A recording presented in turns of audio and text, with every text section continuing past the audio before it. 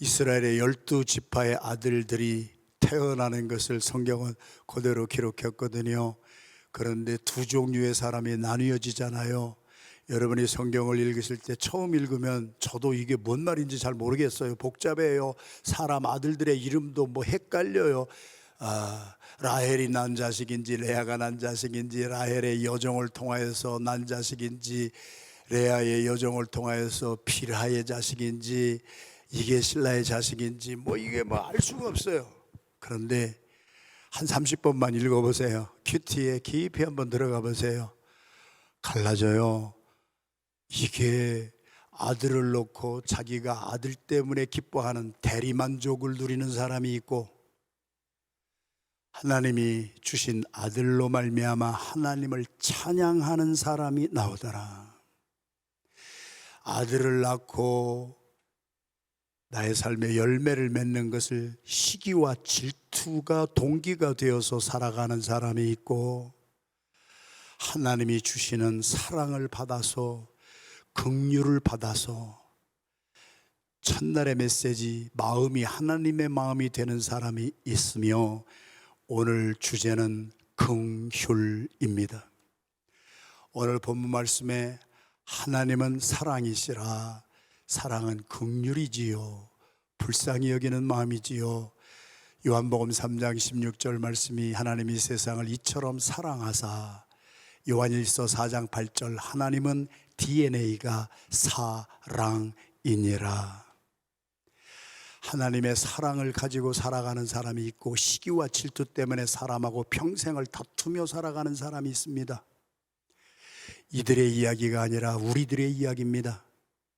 저들이 주인공이 아니라 긍휼하신 하나님이 그 긍휼하심을 DNA로 주어서 그 긍휼을 맛본 사람들은 왼수도 긍휼로 품어주어서 그의 하나님이 주신 사랑과 긍휼이 담장을 넘어가기 시작합니다.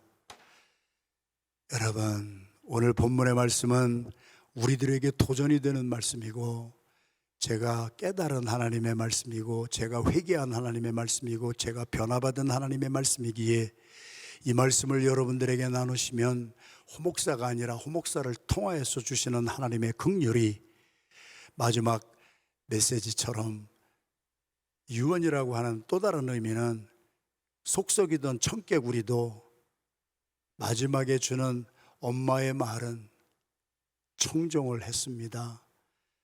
저는 이제 은퇴하면서 이 단에는 새로운 목사님이 부임하셔서 이제 여러분들이 다 투표해서 뽑은 목사님이 말씀을 전해 주실 것이고, 그러나 저는 이 단에는 서지 않고 이제 434명의 선교사님들을 위해서, 선교사를 위한 선교사로 여러분이 파송을 해 주셨으니까 공동의회사까지 저는 내년 1월부터 12월까지 선교지만 다니면서 살아가는데 그 동력이 무엇이냐 하는 것입니다.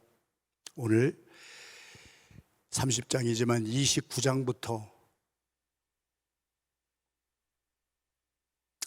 밧단 아람 외삼촌의 집에 갔던 야곱이, 외삼촌에 두 딸이 있는데 큰딸이 레아요, 둘째 딸이 라헬인데 두 사람 중에 라헬에게 딱 꽂혔습니다.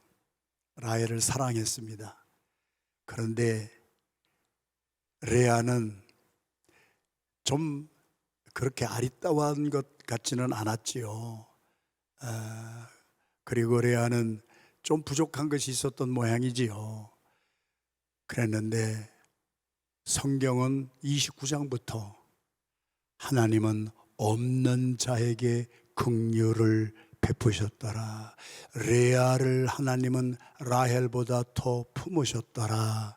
그렇습니다. 이것이 하나님의 사랑입니다.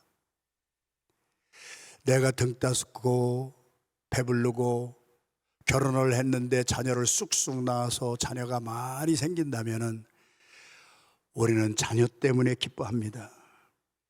자녀를 주신 하나님은 잊어버립니다. 내가 물질의 축복을 많이 받아서 물질의 축복을 받은 것으로 아주 호화스럽게 산다면은 변질될 가능성도 있습니다. 그렇지 아니한 사람도 분명히 있습니다만은, 그래서 하나님은 그 사랑은 누구에게 많이 흘러가느냐, 제 말이 아닙니다. 고린도후서 1장 26절부터 같이 한번 읽어보겠습니다. 시작. 형제들아 너희를 부르심을 보라. 육체를 따라 지혜로운 자가 많지 아니하며 능한 자가 많지 아니하며 문벌 좋은 자가 많지 거기 문벌 좋은 자도 있다는 얘기예요. 능력이 있는 자도 하나님이 택하여 쓰는 사람도 있다는 거예요. 지혜로운 사람도 있다는 거예요. 그러나 많지는 않다는 거예요. 하나님의 말씀을 그대로 받아야 됩니다. 한쪽을 완전히 무시한다는 건 아니에요. 돈 많은 사람은 무조건 나쁘다고 하는 거 아니에요. 돈 많고 학식 있고 명문 가문에서 태어난 사람도 주님을 진짜 만나고 주님의 사랑과 주님의 은혜와 주님의 긍휼하심을 입은 자들은 문벌도 좋고 박사학위도 있고, 예를 들자면은, 그리고 능력도 있지만 겸손하게 쓰임을 받는 사람들도 있다는 거예요. 그러나 성경은 많지는 않다는 거예요. 왜? 자칫 잘못하면 자기가 하나님이 주신 축복 가운데 평화롭게 살면서 그 축복을 주신 하나님을 잊어버릴 수 있는 가능성이 너무 크기에. 27절. 그러나 하나님께서 세상에 미련한 것들을 택하사, 시작, 지혜 있는 자들을 부끄럽게 하시려고 세상에 약한 것들을 택하사 강한 것들을 부끄럽게 하려 하시며, 계속 하나님께서 세상에 천한 것들과 멸시받는 것들과 없는 것들을 택하사 있는 것들을 폐하려 하시나니 이는 아무 육체도 하나님 앞에서 자랑하지 못하게 하려 하심이라. 내가 없어요. 남편의 사랑이 내 동생만 사랑해, 라헬만 사랑해. 남편의 사랑이 내게 없어요, 레아가. 하나님은 남편의 사랑을 받지 못한 레아를 긍휼히 여기셔서 레아의 태의 문을 먼저 여십니다. 그리고 레아를 통하여 루벤, 또 시므온, 레위, 유다, 잘 들으셔야 됩니다. 이 아들을 낳습니다. 이 아들들에게는 무엇이 DNA로 흐릅니까? 하나님의 긍휼하심이 흐릅니다. 엄마가 하나님의 긍휼하심을 체험했습니다.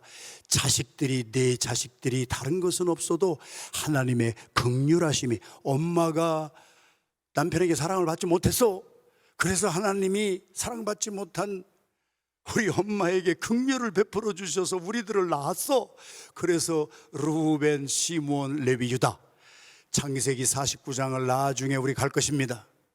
하나님이 야곱이 12아들을 축복하실 때 이 네 아들들의 잘못한 것도 꾸짖었지만 결론은 무엇입니까? 유다 지파를 통하여 메시아가 오게 하셨습니다. 하나님의 긍휼이 흐르는 자손들이 그 중에 유다 지파입니다. 12지파 중에 다른 지파가 아니라 유다 지파는 네 지파에서 이스라엘을 다스리는 규, 셉터, 왕들이 가지고 있는 왕권이, 메시아가, 그리스도가 하나님의 긍휼을 받은 지파. 레위 지파는 하나님의 긍휼이 있었기 때문에 죄인들을 위한 제사장으로 섬기지 않습니까? 여러분, 메시지예요. 이게 무슨 족보요, 남의 이야기가 아니에요. 우리들의 이야기예요. 오늘 이 시대에도 나는 다른 사람보다 가진 것도 없고 별 볼 일 없고, 아니, 가진 것이 많이 있어도 주님을 진짜 만나고 주님의 긍휼이 나를 통하여서 흘렀다면은 나의 다음 세대에게 그 DNA가 흐르게 될 줄로 믿습니다. 루벤, 시므온, 레위는, 유다는 그 긍휼이 흘러서 디나라고 하는 딸, 우리가 읽었잖아요. 디나, 딸이 하나 나왔어요. 12명 중에는 계수가 안 됐어요. 왜? 딸은 계수하지 않았으니까. 디나가 세겜 땅의 하몰의 추장 아들에게 강간을 당했을 때 자기 동생의 부끄러움 때문에 목숨을 걸고 나와 싸웠던 사람은 시몬과 레위였습니다. 긍휼의 마음이 있습니다. 여동생을 향한 긍휼의 마음이 있습니다. 가족에 대한 긍휼의 마음이 흐릅니다. 하나님의 긍휼을 체험하고 난 자녀들 대대로 흐르는 하나님의 축복은 하나님의 긍휼하심입니다. 자, 그래서 오늘 또 하나님은 저 같은 사람, 여러분 같은 우리 미국 주류사회 속에서 보면은 별것도 아닌 우리들 연약한 자들을 불러서 하나님이 긍휼을 부어 주셨습니다. 긍휼히 여기는 자는 복이 있나니 저희들이 긍휼히 여김을 받을 것임이니라. 남을 정죄하는 사람은 자기가 7배의 정죄를 받습니다. 남을 욕하고 남을 무시하고 남을 정죄하는 사람은 예수님이 하신 말씀이 내가 다른 사람 손가락질하고 이 사람이 어떻고 저 사람이 어떠면은 내가 손가락으로 가리킬 때 하나는 손가락을 가리켰지만 나머지 네 손가락은 나를 가리킨다고 하는 것을 잊어버립니다. 예수님이 하신 말씀입니다. 긍휼이 없는 사람은 다른 사람을 품지 못합니다. 하나님의 DNA가 없기 때문입니다. 우리 르우벤, 시몬, 레위, 유다가 레아에게서 나는 것을 보고 라헬의 마음에 제가 하는 말 하나도 없습니다. 시기와 질투가 불튀듯이 일어납니다. 잠언서 14장 30절은 이렇게 말씀합니다. 시작. 평온한 마음은 육신의 생명이나 시기는 뼈를 썩게 하느니라. 우리의 삶을 자체적으로 망가뜨리고 뼈가 썩게 한다고 하는 것은요, 육신도 우울증 걸리고 심란하고요, 나보다 못한 사람이 더 축복받는 것 같고 나보다 못한 사람이 더 잘되는 것을 기뻐하지 아니하고 사촌이 땅을 사면 배가 아픈 것은 한국 민족만 그런 것이 아니라 이스라엘 백성도 유다 백성도 우리 미국 사람이나 전 세계 사람도 태어날 때부터 복중에서 에서와 야곱이 쌍둥이인데요, 복중에서부터 싸웠다고 성경이 기록하고 있어요. 우리는 죄를 짓기 때문에 죄인이 아니라 태어날 때부터 죄성을 가지고 살기 때문에 로마서의 사도 바울이 선포한 말씀처럼 너희가 그 죄성을, 이 육체의 정욕을 성령으로 능력으로 그것을 다스리지 못하면, 네가 정욕대로 살면 반드시 네가 먼저 죽어. 예수님이 하신 말씀을 그렇게 사도 바울은 전했습니다. 네가 다른 사람 정죄하면 결국은 그것이 부메랑이 되어 너에게로 돌아온다. 다른 사람 해하지 않아. 네가 그거를 평생 받고 살아. 그러므로 악한 자를 대적하지 말고 절대로 하나님의 온전하신 같이 그 DNA 긍휼을 가지고 너를 욕하는 자를 품어라. DNA가 흐르는 사람은 그렇지요. 시기질투가 나니까 어떻게 해요? 자기의 몸종으로 준 비라를 남편에게 줍니다. 그러면서 네가 애를 낳아라. 나 애 못 나니까. 라헬이 네가 애를 낳아서 내 수치가 좀 가려워지게 하라. 처음부터 끝까지 자기 체면입니다. 하나님의 긍휼의 맛을 보지 못한 사람은 자기 체면 때문에 가리는 것이 너무 많아요. 자기의 부끄러운 것을 내놓지를 못해요.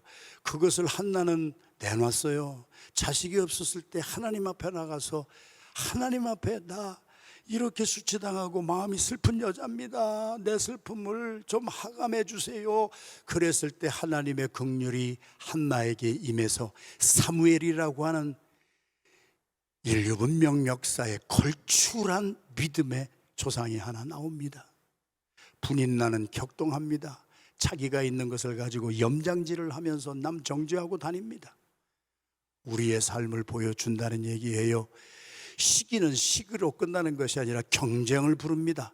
그래서 하나님께서 비라를 통하여 단과 납달리를 얻게 했더니 자녀를 통하여 대리만족 얻는다는 거예요. 우리의 자녀는 나의 체면을 지키기 위한 우리의 수단이 아닙니다.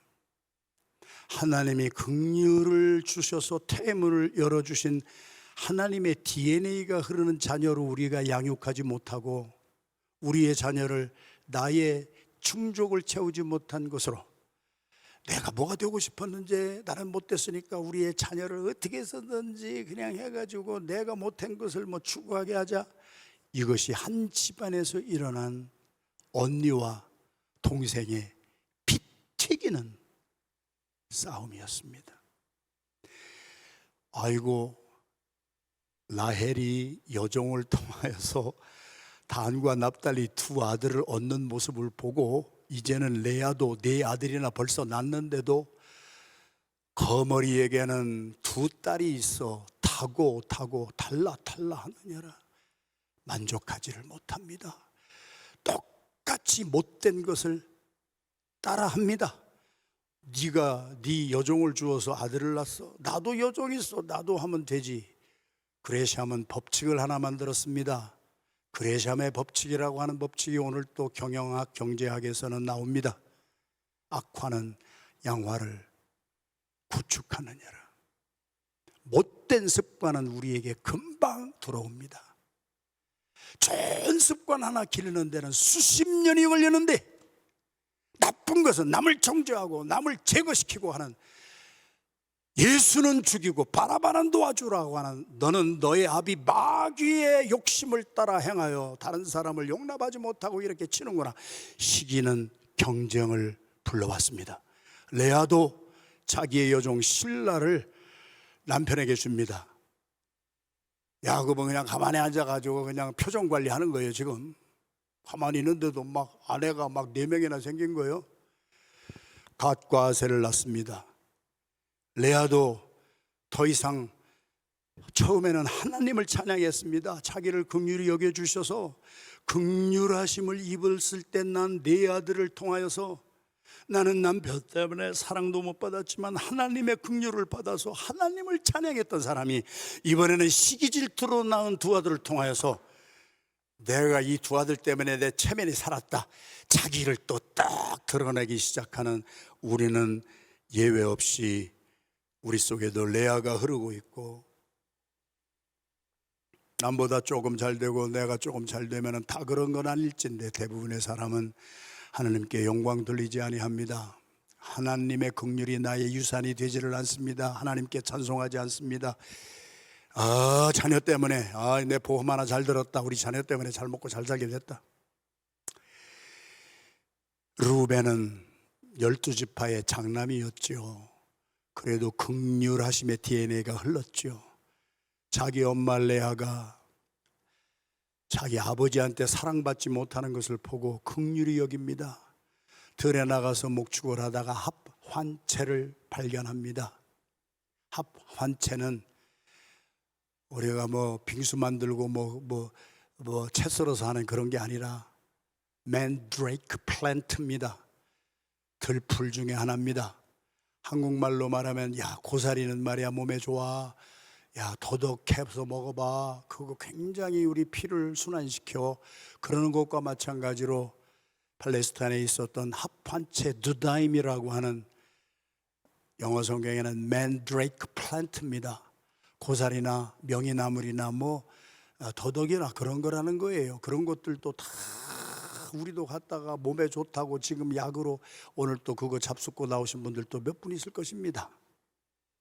나쁜 거 아니에요. 그런데 합환채의 특징은 임신, 두다임이라고 하는 것은 임신 촉진제입니다.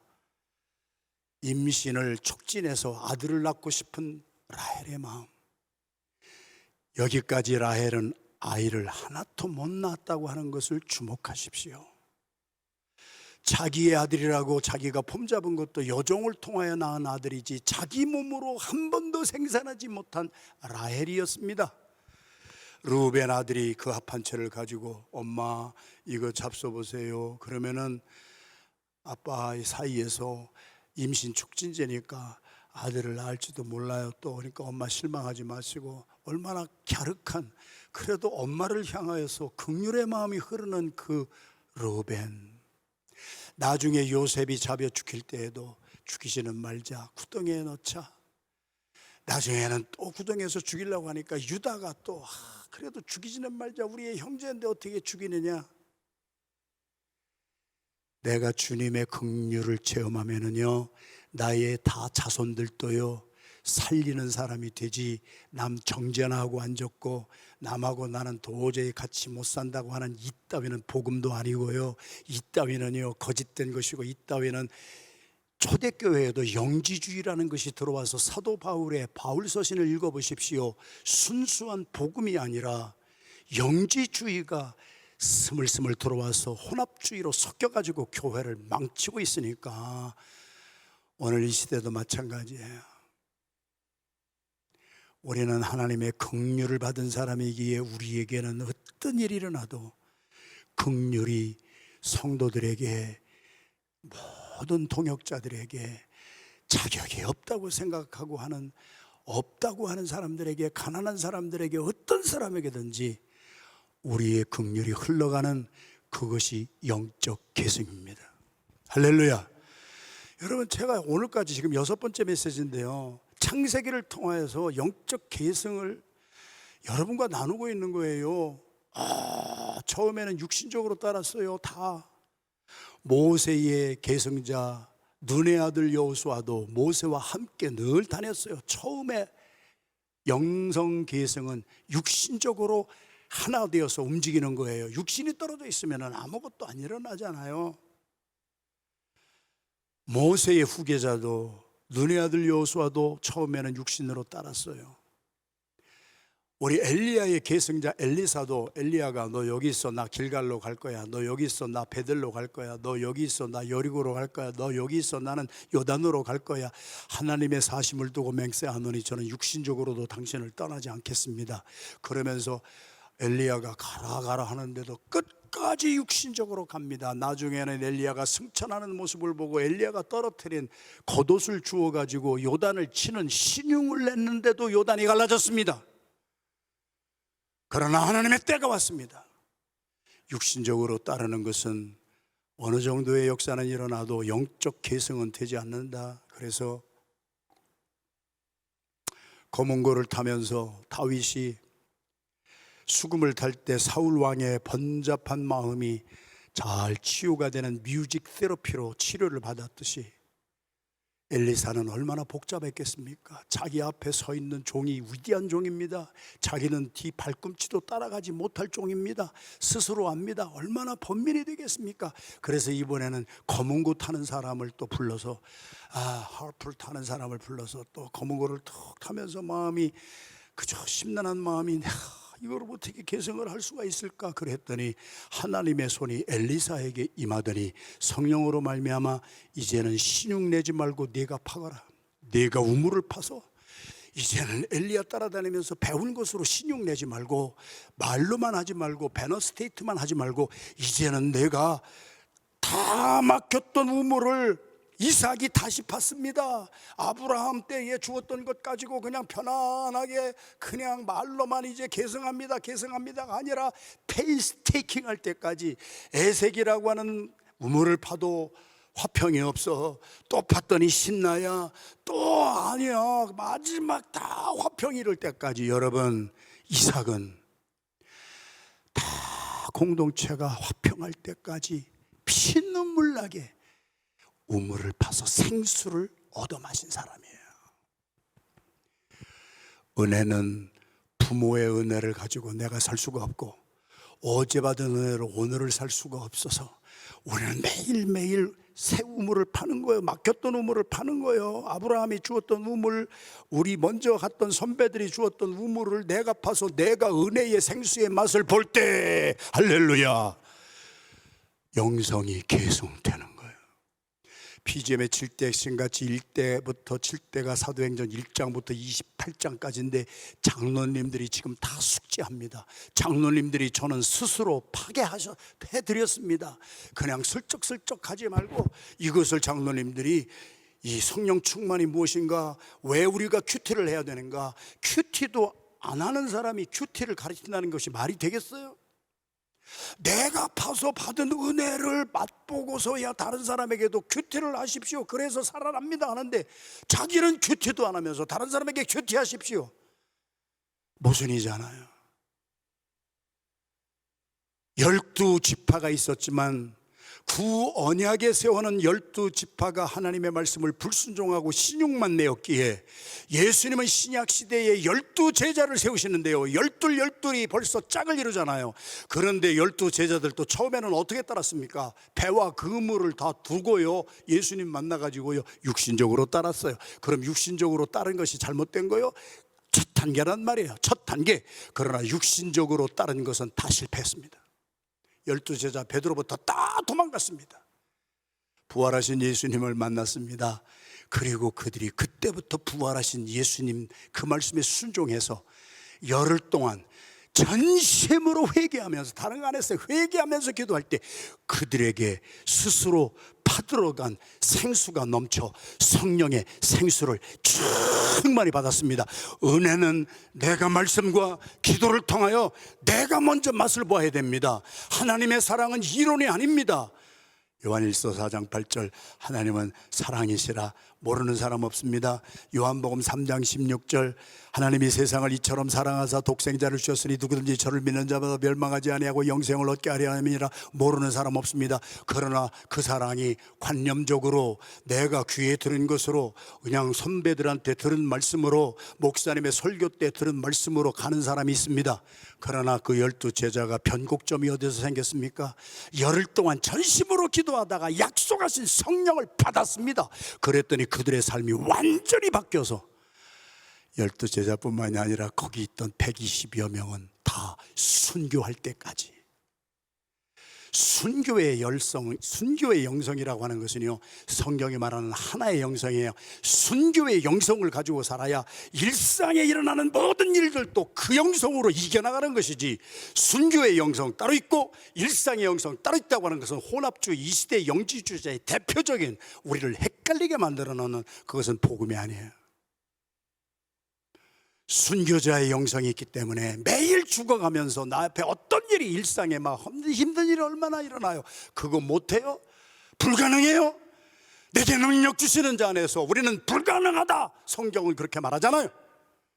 내게 능력 주시는 자 안에서 일상에 불가능한 일이 일어나도 나는 내 능력은 못하지만 찬양을 우리 계속 하잖아요. 내 능력으로는 안 됐던 것이 주의 능력으로 내 삶이 새롭게 될 줄로 믿습니다. 이것이 영성 계승이에요. 말로 하는 것이 아니에요. 신용내는 것이 아니에요. 육신으로 따른 것이 잘못됐다는 것이 아니에요. 거기서 출발하지만 내가 그 은혜의 맛을, 내가 파들어가서 내가 기도함으로, 내가 큐티함으로 그 은혜의 맛을 보고 나면은 우리는 그 긍휼의 DNA를 가지고 나 영광 받으라고 사는 것이 아니라 하나님께 영광과 찬송을 올리는 긍휼의 자녀가 될 줄로 믿습니다. 할렐루야. 합한채를 받은 레아를 보고 라헬이 시기 질투가 생겨가지고 또, 야, 너 그거 합한채 나한테 팔어, 내가 살게. 그래서 임신 촉진제는, 너는 아들들도 많이 낳잖아. 동생에게 하는 말이에요. 레아가 루벤 자기 아들이 준 합한채를 받아가지고 맨드레이크 플랜트, 임신 촉진하는 그 풀 하나를 받아가지고, 너는 많이 있으니까 이제 그만 놔도 되잖아. 나 아들 한 번도 못 낳았어. 그러니까 그거 나 팔아. 그래서 내가 좀 나도 아들 좀 낳고 싶어. 그래가지고 라헬이 그걸 팔라 하니까 레아가 뭐라고 그랬어요? 오늘 읽은 대로 너는 말이야, 라헬아, 너는 우리 남편 사랑을 네가 독차지하고 뺐더니 이제는 이 합한 채만 좀 뺏으려고 그러느냐? 안 돼, 못 줘. 그랬더니 라헬이 뭐라고 했습니까? 오늘 저녁에 내가 남편하고 동침하는 순번을 정확히 했죠. 둘이 사이좋게. 오늘은 누가 자고 내일은 누가 자고, 오늘 밤이 내가 야곱 남편과 자는 날인데 내가 동침할 수 있는 권리를 너한테 줄 테니까 오늘 저녁에는 네가 야곱 남편하고 자. 레아 언니, 나는 이 합한 채를 먹고 임신 촉진을 받아서 벌써 뭐예요? 하나님을 의지하지 아니하고 우리가 고사리 하나 믿고 도라지 한 거 믿고 인삼 갈아 먹은 거 믿고, 우리도 똑같이 산다는 얘기 아니에요. 이게 이 사람들의 얘기입니까? 우리도 그렇게 살아. 우리 한국 사람은 더해. 하여튼 몸에 좋다고 하는 것은 다 갈아서 주스로 마시고, 그냥 다 갈아서 뭐 막 뭐지 짠지 만들고 막 그래가지고 막 다 갈아서 먹어. 나쁜 것은 아닐진데 이것이 되풀이되다 보면 하나님을 의지하는 마음 대신에 인삼을 의지하고 보약을 의지하고 우리가 그렇게 살아갈 때가 얼마나 많으냐. 그래서 그래, 그러면 오늘 그래, 내가 그러면 너 합한채 네가 가져. 너 먹고 나는 오늘 저녁에, 오늘 내가 자는 날이 아닌데 그래 내가 잤게. 그래서 잤더니 이사갈, 스불론, 디나 딸까지 낳잖아요. 여기까지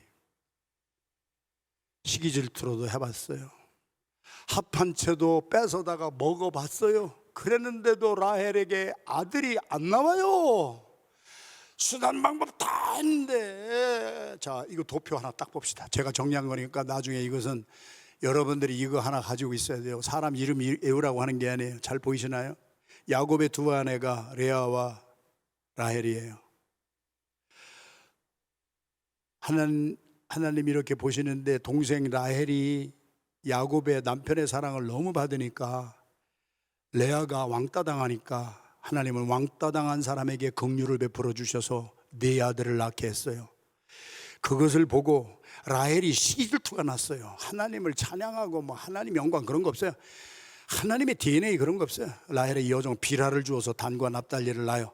그거를 보고 또 경쟁이 붙었어. 언니하고 동생이 싸움이 나가지고 그 다음에는 레아도 이제 따라하는 거예요.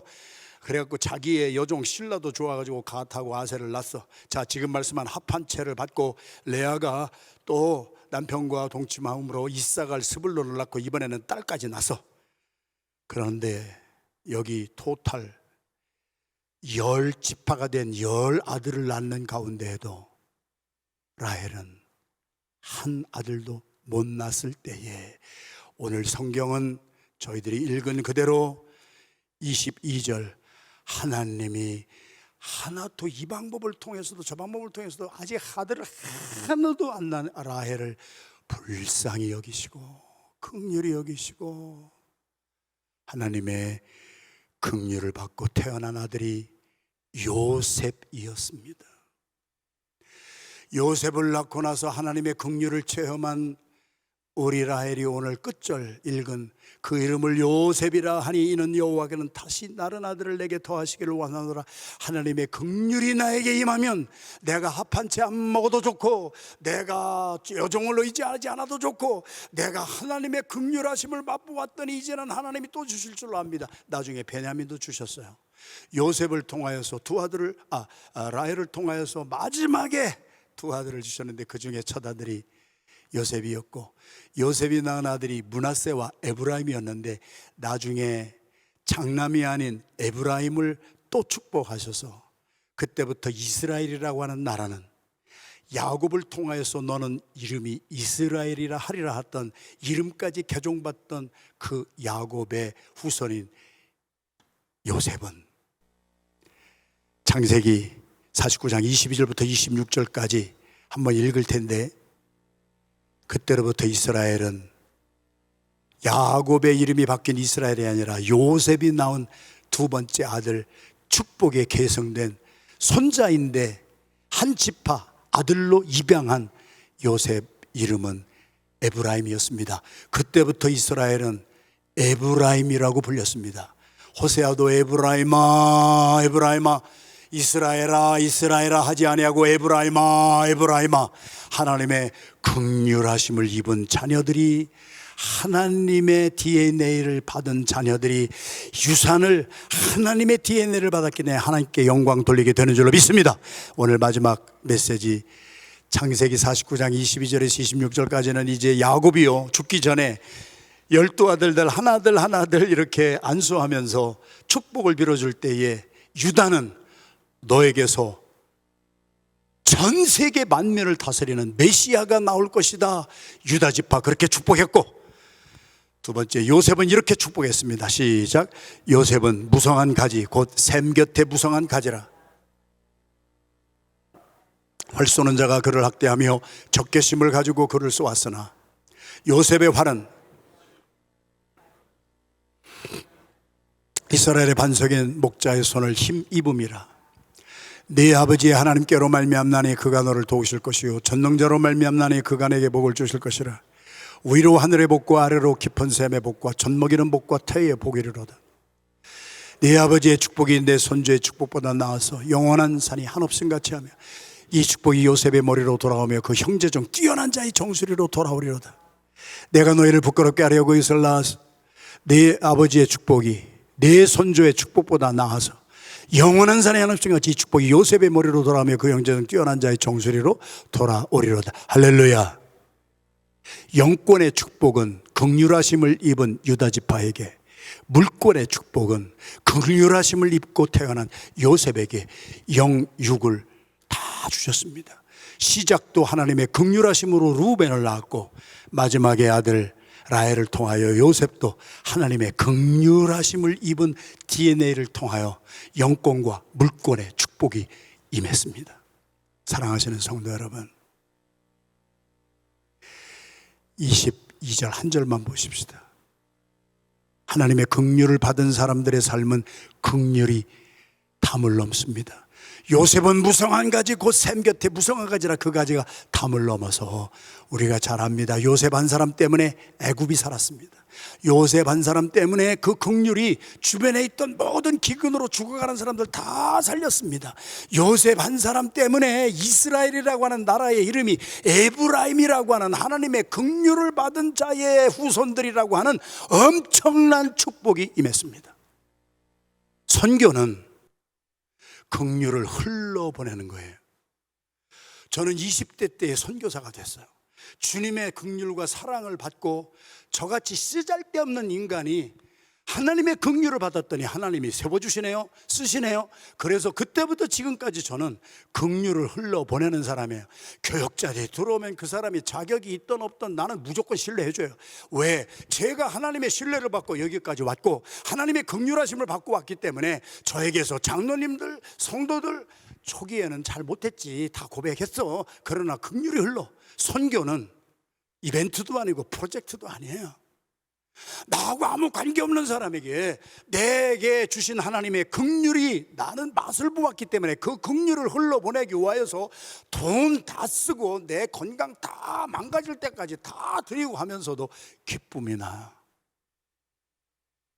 제가 지지난 주일인가 이제 기억력도 PGM 정책이사회 때문에 시카고에 다녀왔어요. 우리 장로님하고 임 목사님 내외하고 저희 내외 같이 갔어요. 그리고 다 마치고 시카고 공항에 나왔을 때 임 목사님 사모님은 저희 아내를 돌보느라고 막 허리가 또 나가가지고 너무 아프고 막 어떻게 몸도 못 가누고, 그리고 막 왔더니 이게 비행기 시간에 이게 늦을 가능성도 있고, 그래서 제가 임 목사님하고 사모님이 끝까지 늘 우리를 이렇게 도와주었는데, 아내를 도와주었는데, 제가 임 목사님하고 사모님에게 먼저 가시라고, 나는 휠체어 타고 가니까 휠체어는 제일 빨리 해주잖아요. 우리는 금방 들어갈 테니까. 우리 임 목사님 내외는 줄 서서, 긴 줄 서서 기다려야 되니까, 그래서 먼저 보내드렸어요. 아이고 목사님, 그래도 끝까지 들어가시는 걸 봐야 우리가 마음이 편할 텐데, 목사님 사모님 그러지만 빨리 가시라고. 그리고 제가 우리 아내하고 둘이 딱 남았는데, 야, 이게 진짜 고난이 시작되는데, 우선은 제가 화장실을 급히 가야 될 텐데 아내를 놓고 갈 수가 없는 거예요. 주여 도와주세요. 다른 사람은 내가 무슨 기도를 하는지 뭐 천하만국을 위해서 기도하는지 몰라도 나는 하나님, 나 이거 참음 있게 해주세요. 그랬는데요, 어머니하고 딸 같은 미국 백인 2명이 저한테 오는 거예요. 그러면서 아이고 아내를 이렇게 휠체어에 태우고, 우리 오늘 이거 휠체어 서비스가 늦어가지고 늦게 올 텐데 힘들지 않냐고, 우리가 아내를 케어해 드릴 테니까 당신 화장실, 그 사람들은 내 얼굴을 읽은 것 같아. 내가 화장실 가는 게 보이는 것 같아. 화장실 다녀오세요. 그래서 제가 엄마하고 딸 같은 애요 그랬더니 아니에요 그러면서 내 친구 딸인데, 그러니까 친구 딸하고 같이 와서 얘기를 하는 거예요. 그 얘기를 듣고 제가 감동을 얼마나 받았는지 몰라요. 미국이 이래서 미국이구나. 저희들 이웃집의 친구하고 같이 가깝게 지내는데, 우리 이웃집 친구의 딸인데 얘가 나를 입양을 했어요. 그러면서 무슨 입양을 했느냐 그랬더니, 코비드 이후에 시카고 공항이 너무 복잡하고 너무 막 가방도 막 수천 개가 막 쌓이고, 그러면서 텔레비전을 보다가, 같이 이웃집하고 두 가정이 텔레비전을 보다가 공항에 일하는 일꾼들이 없다고 하는 얘기를 들은 거예요. 짐 분류할 사람도 없다는 거예요. 그래서 시카고 공항이 완전히 막 엉망진창이 됐다는 것을 두 가정이 텔레비전 뉴스를 보고 듣다가 두 엄마가 야, 우리라도 가서 도와줘야지 하잖아. 그래서 제가 그 두 분에게 너희들은 어디로 여행 가니? 제가 물었어요. 미국 백인들 두 여자가 저를 도와주겠다고 온 분들에게 Where are you from? And where is your destination? 제가 물었어요. 그랬더니 We were born in Chicago. We are living in Chicago. 그런데 여기 공항에 왜 왔냐? 그럼 어디도 가지도 않는데 그 뉴스를 보고 우리 두 엄마의 마음에 자원하는 마음이 생겨서 그때부터 지금까지 일주일에 이틀을 하루 종일 이틀을 일하지 아니하고 시카고 공항에 자원봉사로 나와서 이렇게 백 같은 거 하는 것도 도와주고 그러는데 자기 친구는 직장 때문에 그게 안 돼서 오늘 그 친구의 딸하고 같이 나왔다는 거예요. 제 눈에는 엄마하고 딸같이 보이는데 미국이 이래서 돌아가는구나. 죄악이 많아도 뉴스 하나 보고 긍휼히 여기는 마음 하나 가지고 그래도 내가 태어난 곳에 시카고 공항을 참 자랑스럽게 여겼는데 시카고 공항 때문에 여행자들이 너무 불편하구나. 우리라도 가서 좀 도와주자. 그래가지고 나왔다가 휠체어 타고 제가 안절부절 못하는 모습을 보고 그 백인 두 여자가 저에게로 다가와서 아내 우리가 잘 이런 사람들이니까 염려하지 말고 아내 잘 케어해 줄 테니까 가서 볼일도 보고 좀 쉬었다 오라고. 얼마나 힘드느냐고. 제가 눈물이 나는데요. 그래서 두 백인 여자와 친구의 딸 두 분에게 안수는 안 했지만 등허리에 손을 놓고 기도를 해줬어요. 내가 목사인데 왔다 갑니다. 그랬더니 그 두 분이 우리도 크리스찬입니다.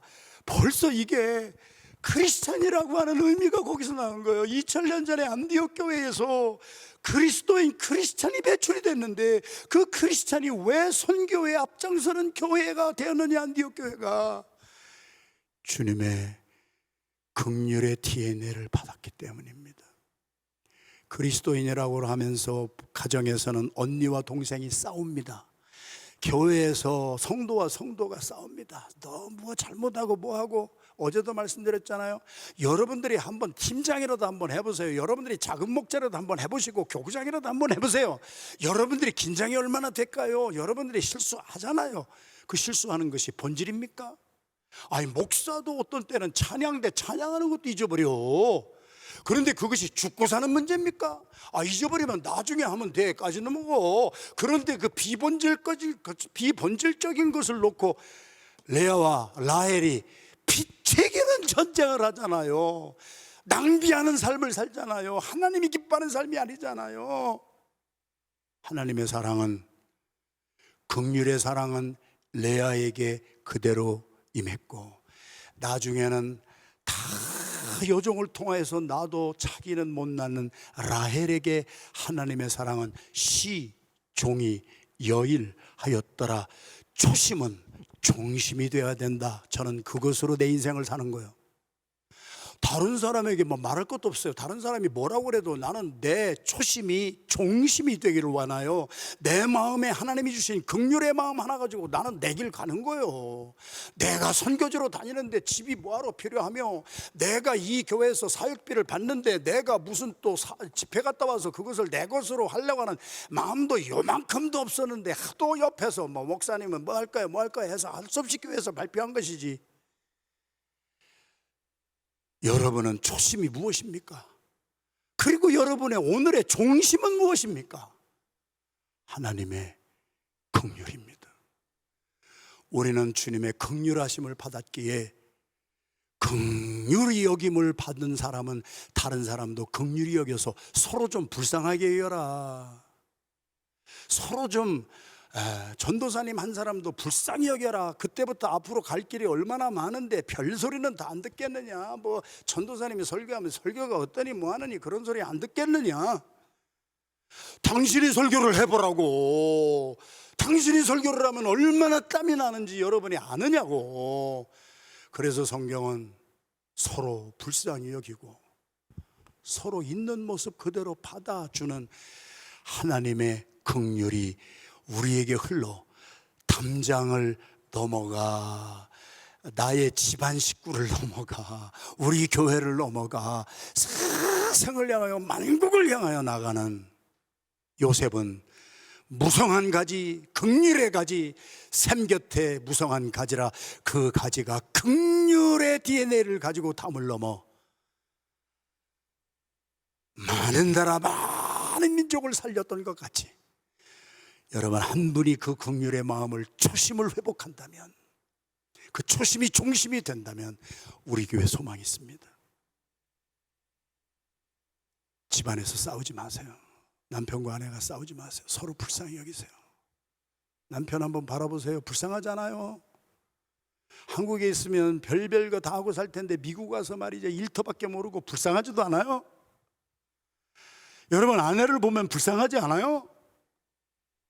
한국에 있으면 지금 놀러나 다니고 할 그런 사람들이 미국에 와가지고 그냥 손바닥에 발바닥에 되도록 끝까지 이렇게 살아가는 아내를 불쌍하지 않아요? 자식이 불쌍하지도 않아요? 우리 자식들이 긍휼히 여김을 받을 사람들 아니에요? 목사님들을 긍휼히 여겨보세요. 목사님들이 얼마나 복잡하게 사시는지 아세요?